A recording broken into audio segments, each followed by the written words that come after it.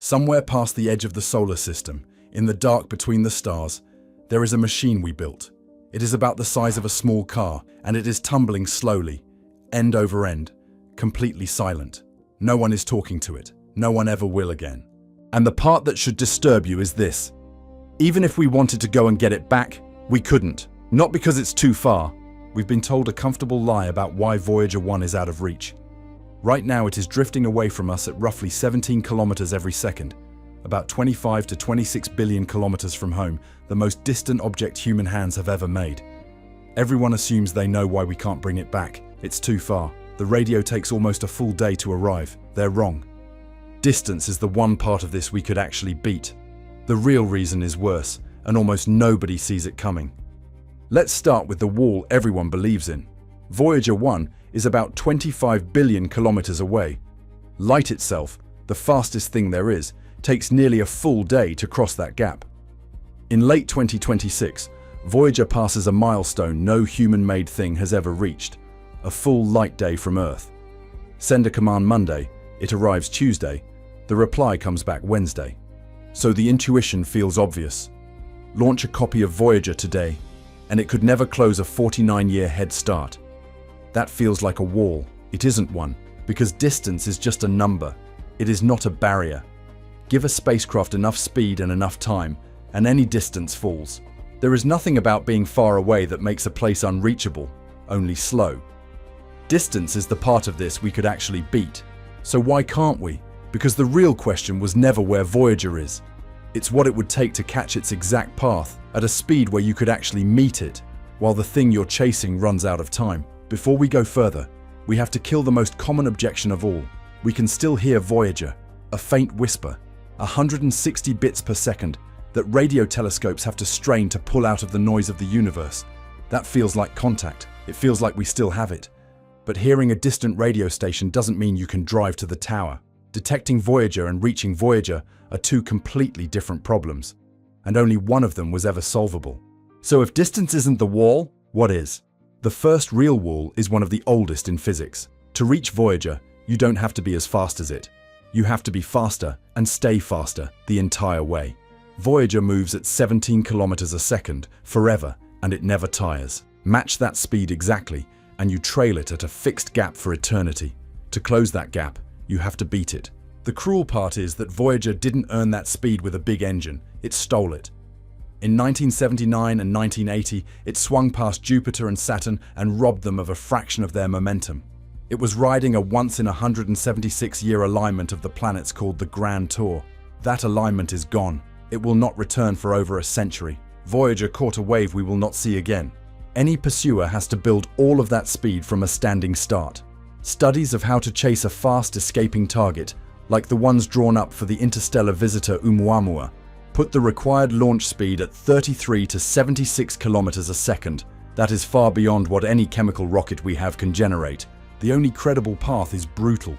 You dive a spacecraft straight toward the sun, down to within a few solar radii, behind a heat shield. Then you fire your engine at the exact instant of maximum speed, wringing every drop of energy out of the fuel.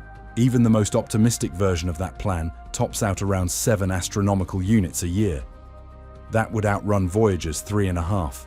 But the arithmetic is unforgiving. By the time even that ideal rocket crossed 170 units of empty space to reach Voyager's path, the thing waiting out there would already be dead.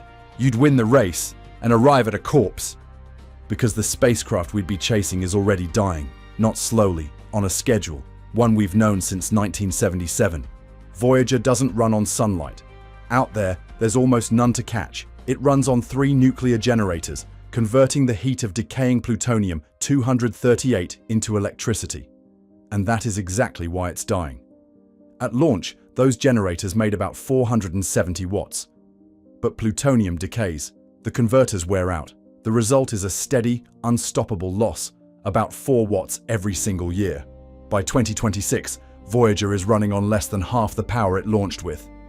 So for decades, engineers have kept the heart beating by switching off the organs. To protect the transmitter and keep the antenna locked on Earth, they've shut down Voyager's senses, one at a time. The cameras went dark in 1990, right after they took the pale blue dot. the cosmic ray detector, in 2025. And in April 2026, after 49 years, they switched off the charged particle instrument for good.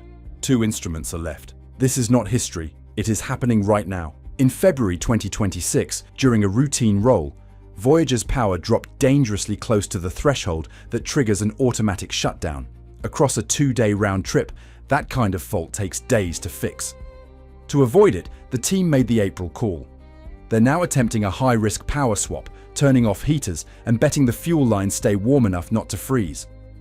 As Suzanne Dodd, the mission's project manager, put it, "Electrical power is running low. If we don't turn off an instrument now, they would probably have only a few more months of power before we would need to declare end of mission." No software patch can reverse nuclear decay. Engineers expect that by the early 2030s, and this is an estimate, not a date on a calendar, the generators will fall below the power needed to run even the radio. At that moment, Voyager stops being a spacecraft. It becomes an artifact. Sit with what that means. We are keeping it alive by making it less and less itself, trading away its sight, then its hearing, to protect a heartbeat that is fading anyway. On a clock we started in 1977 and cannot stop. So set the impossible rocket aside. Even the clock is against us. But there's a third wall, and it's the one almost no one sees coming. Because the same nuclear heat keeping Voyager alive right now is the very thing that will make it impossible to ever find. The comfortable assumption is that once Voyager goes silent, it just coasts in a straight line forever. So a future craft could fly to a calculated point in space and find it waiting there. That is false. Start with the obvious problem. A car-sized object, 3.5 meters across, at 170 times the Earth-Sun distance, reflects almost no sunlight. Our very best telescope can occasionally catch an asteroid the size of a building, but only at 3 astronomical units, 100 times closer than Voyager. Finding a dark, car-sized object that far out is orders of magnitude beyond anything we can build. Without a beacon, there is simply nothing to see. The only signature left would be heat. The plutonium keeps the housings warm for decades after the electronics die, warmer than the near absolute zero of space around it. But to detect a faint warmth like that, you have to know exactly where to point. And this is where it turns, because we have seen this before. For decades, the Pioneer probes drifted off their predicted paths, a mystery finally solved in 2012. The cause was heat from their own generators, radiating off one side of the spacecraft more than the other, acting like a microscopic constant thruster. Photons carry momentum. The probe's own warmth was quietly pushing it. As the scientist who cracked it, Slava Turishev, described it, it's something like driving a car, and the photons from your headlights are pushing you backward. It is very subtle. Now here is why Voyager is worse. The Pioneers were spin-stabilized, steady, predictable. Voyager is not. It holds itself still on 3 axes, and the moment that control dies, it will tumble. As it tumbles, that heat thrust points in random directions, an unpredictable nudge, building over decades. By the time any interceptor reached the place the math says Voyager should be, the dead probe could be somewhere else entirely. Off by an amount no one can predict. So picture the real task. No beacon, an invisible body, a drift nobody can model. You are searching for a single unlit grain of sand somewhere in an ocean, and the current keeps moving it while you're not looking. Detection, reach, and reacquisition are 3 different walls, and Voyager will be behind all 3. The same heat that is keeping it alive is the very thing that will erase it. And there's a 4th wall, the quietest one of all. No one is coming for Voyager, because no one ever planned to. The roadmap for the next decade of space physics missions, the official decadal survey, contains no rescue, no intercept, no salvage of the Voyagers. None. The one serious deep space concept on the table, a new interstellar probe, isn't a rescue at all. It's designed to fly a different direction, to do fresh science. Bending it to chase an old dying spacecraft toward the constellation Ophiuchus would waste its fuel and ruin its mission. And yes, a motivated mind will raise laser sails, a fleet of tiny craft pushed by enormous ground-based lasers. In theory, they could outrun Voyager. But the gigawatt-scale infrastructure to do it doesn't exist. isn't close and wouldn't arrive in time to matter while Voyager can still call home. So this is the truth of it. Humanity will return to interstellar space with new machines. The Voyagers are left to their solitary fate. The permanence isn't only physics. It's a decision no one is even debating. There is no rescue, because no one ever planned one. So it goes on, quiet, alone. When the telemetry finally ceases in the early 2030s, the heaters will cool, the hydrazine will freeze, and the 1970s computer will lose power and wipe itself clean. Voyager will stop answering. It will not stop going. Interstellar space has almost no friction. The spacecraft is projected to outlast the Earth itself, coasting silently toward Ophiuchus. In roughly 40,000 years, it is expected to drift within a couple of light years of a faint, unremarkable star, the golden record still bolted to its side.